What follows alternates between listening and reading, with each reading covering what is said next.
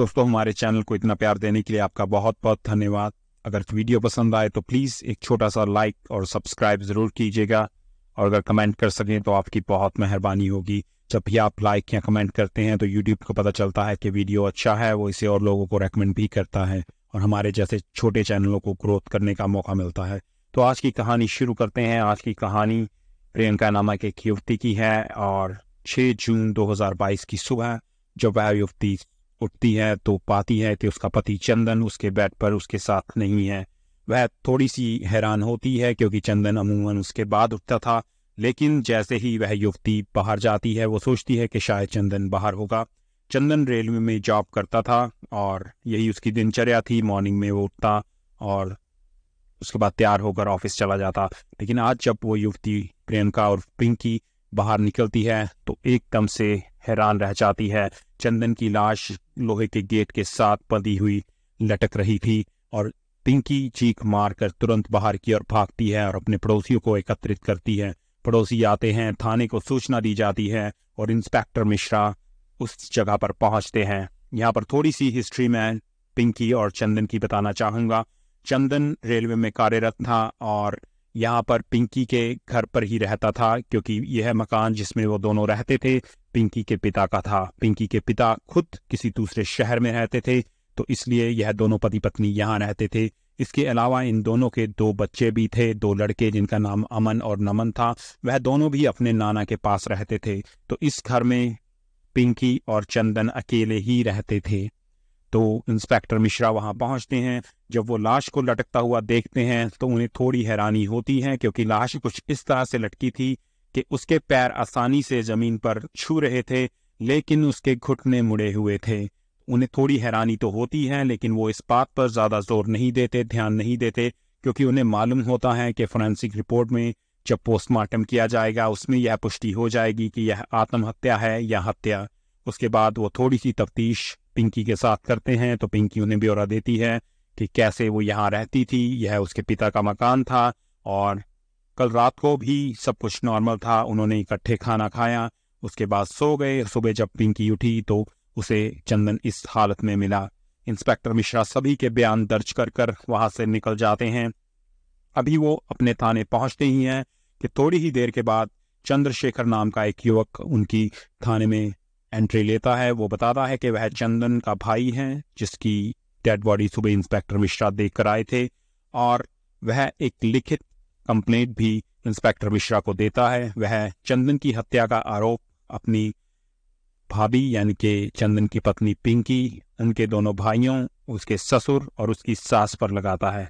वह बताता है कि पिंकी के अपने ही पड़ोसी कृष्ण चौहान के साथ नाजायज रिश्ते थे और उसी वजह से उन्होंने चंदन का कत्ल किया। इंस्पेक्टर मिश्रा उसकी लिखित कंप्लेंट रखते हैं। उसके बाद जैसे ही पोस्टमार्टम की रिपोर्ट आती है तो इस बात की पुष्टि हो जाती है कि चंदन ने आत्महत्या नहीं की, बल्कि उसका कत्ल किया गया है। तो उनके पास पहले से ही कंप्लेंट थी। उसके आधार पर वह पिंकी उसके घर वालों के खिलाफ हत्या का मामला दर्ज करते हैं और तफ्तीश शुरू करते हैं।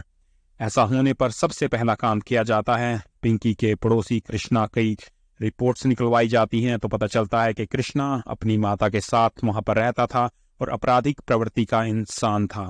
उसके पिता ने 2 शादियां की हुई थी और उसके पिता अपनी पहली पत्नी और उनकी दोनों बेटियों के साथ किसी दूसरे शहर में रहते थे, और कृष्णा इस शहर में अपनी माँ के साथ पिंकी के पड़ोस में किराए पर रहता था।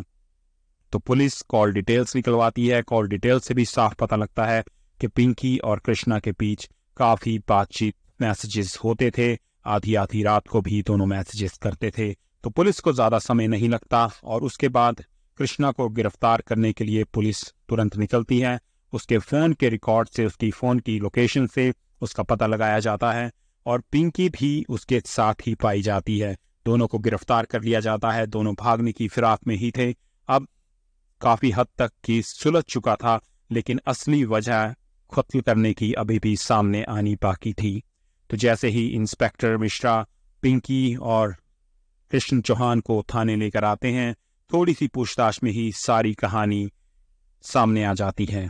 तो कहानी कुछ इस तरह से होती है कि चंदन अपने बहन, अपने भाई के साथ, अपने माता पिता के साथ एक 45 किलोमीटर दूर गांव में रहता था। उसके पिता रेलवे में कार्यरत थे, लेकिन उनकी जैसे बड़ी बहन की शादी हो जाती है, उसके बाद चंदन और चंद्रशेखर, यह दोनों भाई, चंदन अपनी पढ़ाई कर रहा होता है और बीए करके, ग्रेजुएट करके जॉब की तलाश में होता है, और उसका भाई एक टैक्सी ड्राइवर की नौकरी करता है। उसके बाद उसके पिता की मृत्यु होने के बाद, क्योंकि परिवार में किसी को रेलवे की नौकरी मिलनी थी, तो चंदन का नाम तय किया जाता है। क्योंकि वो पढ़ा लिखा था, तो चंदन को रेलवे की नौकरी मिल जाती है।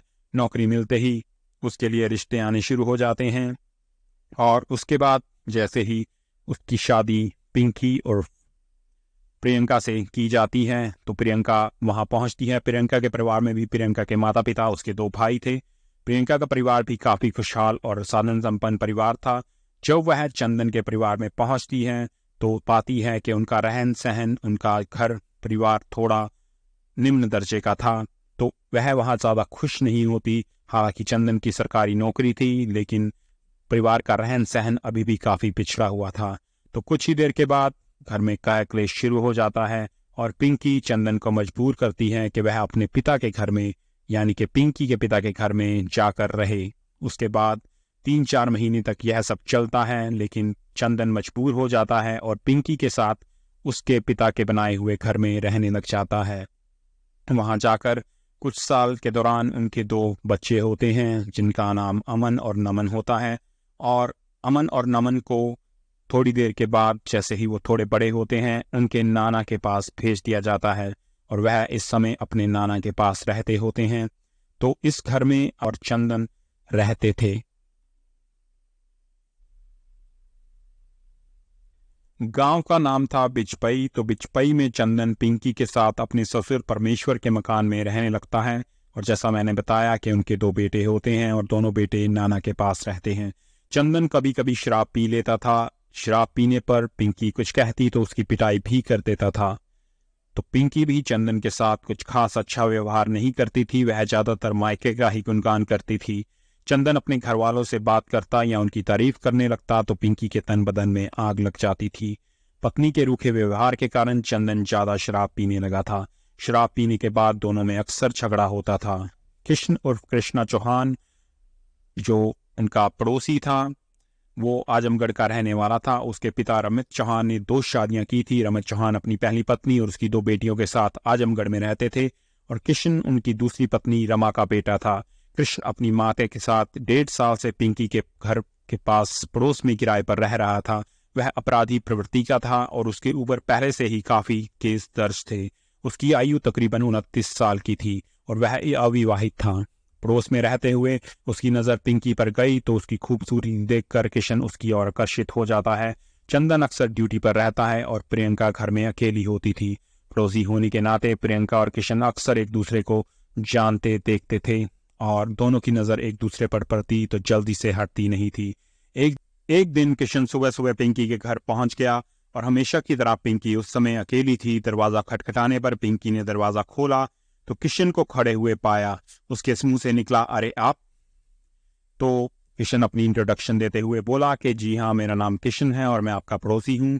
तो पिंकी उसे बताती है कि आपको बताने की जरूरत नहीं, मैं आपको जानती हूँ। तो पिंकी उसे अंदर बुलाती है, और किशन बताता है कि वह चीनी लेने आया है। वह चाय पीने लगा था, तो देखा कि चीनी खत्म है, अभी शॉप्स खुली नहीं है, तो मैं आपके पास चीनी लेने आ गया। तो पिंकी बताती है कि कोई बात नहीं, मैं आपके लिए चाय भी बनाती हूँ और आपको चीनी भी दूंगी। उसके बाद दोनों काफी देर तक बैठे रहते हैं, एक साथ चाय पीते हैं, और काफी चीजें शेयर की जाती हैं। अपने परिवार के बारे में बताया जाता है, और किशन चौहान उसे बताता है कि उसकी चाय बहुत बढ़िया थी। उसके बाद वहां से चला जाता है। इस तरह उन दोनों के बीच बातचीत शुरू हो जाती है, और किशन किसी न किसी बहाने से पिंकी के पास पहुंच जाता था। पिंकी भी जान गई थी कि किशन उससे मिलने और बातें करने के लिए अक्सर बहानों का सहारा लेता है। इसलिए एक दिन उसने किशन से कह दिया कि उसे मिलने के लिए किसी बहाने की जरूरत नहीं है, वह ऐसे भी मिलने आ सकता है। किशन खुश हो जाता है कि अभी उसे बहाने नहीं बनाने पड़ेंगे। अब जब देखो किशन पिंकी के पास ही नजर आने लगा। घर के कामों में भी उसकी मदद करने लगा। साथ में काम करते करते, हंसी मजाक करते कब समय बीत जाता पता ही नहीं चलता। चंदन के घर के आने से पहले ही किशन वहां से चला जाता था। एक दिन दोनों पास पास बैठे किशन की लाई आइसक्रीम खा रहे थे। किशन ने अपनी आइसक्रीम खाई तो उसने ऐसा मुंह बनाया जैसे उसे आइसक्रीम अच्छी ना लगी हो। फिर उसने पिंकी की आइसक्रीम की ओर देखा और तेजी से उसका हाथ पकड़कर उसकी आइसक्रीम की एक बाइट खा ली। किशन की इस हरकत पर पिंकी भौचक्की रह गई। फिर शरारती अंदाज में उसकी पीठ पर प्यार से तोल जमाने लगी। उसके इस अंदाज से किशन हंसने लगा और फिर बोला कि आपकी आइसक्रीम सच में बहुत मीठी है। पिंकी उससे नाराज होने की बात कहकर चुपचाप बैठ गई और किशन की नजर पिंकी के पिंक लिप्स पर गई जहां कुछ आइसक्रीम लगी हुई थी। उसे एक शरारत सूझी और वह चेहरे को पिंकी के चेहरे के पास ले गया और उसके चेहरे को अपने हाथों में लेकर उसने पिंकी की लिप्स पर लगी आइसक्रीम को चाट लिया। उसकी इस हरकत से पिंकी अचंभित रह गई, लेकिन इस शरारत ने उसके शरीर में भी आग भरने का काम किया। किशन अपने आप को रोक नहीं पाया। वह बराबर पिंकी के लिप्स को चूमने लगा और पिंकी ने भी मस्त होकर आंखें मूंद ली। उसके बाद उन दोनों के बीच वही हुआ जो अक्सर उन्माद के क्षणों में होता है। दोनों बहके तो ऐसे फिसले कि अपनी इच्छा पूरी करने के बाद ही अलग हुए। इसके बाद एक बार जो अनैतिक रिश्ता बना वह बार बार दोहराया जाने लगा, लेकिन ऐसे रिश्तों की सच्चाई अधिक दिनों तक छिपी नहीं रह पाती। एक दिन चंदन ने दोनों को रंगे हाथों पकड़ लिया और उसके बाद किशन तो वहां से चला गया, लेकिन चंदन ने पिंकी को जमकर पीटा, साथ ही आगे से ऐसी नापाक हरकत करने की हिदायत ना दी। पिंकी के इस गलत कदम से चंदन परेशान रहने लगा। उसने अपने भाई चंद्रशेखर से भी बात की और उसने बताया कि पिंकी का अफेयर अपने ही पड़ोसी किशन के साथ है। दूसरी ओर पिंकी पर चंदन द्वारा की गई पिटाई और हिदायत का कोई असर नहीं हुआ। की तरह ही किशन के साथ रंगरलिया मनाती रही। वह चाहती थी कि उसके और किशन के रिश्तों पर कोई तर्क वितर्क ना करे। 5 से 6 जून की रात किशन और पिंकी रंगरलिया मना रहे थे कि रात 12 बजे चंदन घर लौट आया। उसने पिंकी और किशन को एक साथ आपत्तिजनक हालत में देख लिया तो वह उनसे झगड़ने लगा। इस पर किशन ने पिंकी से कहा कि आज इसका काम तमाम कर देते हैं। पिंकी भी उसकी आदत से सहमत थी, इसलिए उसका साथ देने लग गई। घर में पड़ी नायलॉन की रस्सी उठाई गई। उस रस्सी से चंदन का गला घोंटा गया और उससे उसकी मौत हो गई। चंदन की हत्या करने के बाद दोनों ने उसकी लाश को नायलॉन की रस्सी से बांधकर घर की लोहे की चौखट से लटका दिया, जिससे कि यह लगे कि चंदन ने आत्महत्या की है। उसके बाद किशन वहां से चला गया। सुबह जब पुलिस आई तो पिंकी ने उसके आत्महत्या कर लेने की बात बताई, लेकिन इन दोनों की चाल कामयाब ना हो पाई और दोनों पकड़े गए। आवश्यक कानूनी लिखा पढ़ी के बाद दोनों को न्यायालय में पेश कर जेल भेज दिया गया। तो दोस्तों, ये थी आज कहानी। एक छोटी सी गलती, एक छोटा सा लालच कह सकते हैं कि पूरे जीवन को उनके बर्बाद करके रख दिया। पति तो खोया ही, साथ ही अब खुद भी उसकी पूरी जिंदगी जेल में कटेगी। तो दोस्तों, इस तरह की और कहानियां सुनने और देखने के लिए चैनल को लाइक और सब्सक्राइब जरूर कीजिएगा। जल्द ही मिलेंगे नई कहानी के साथ।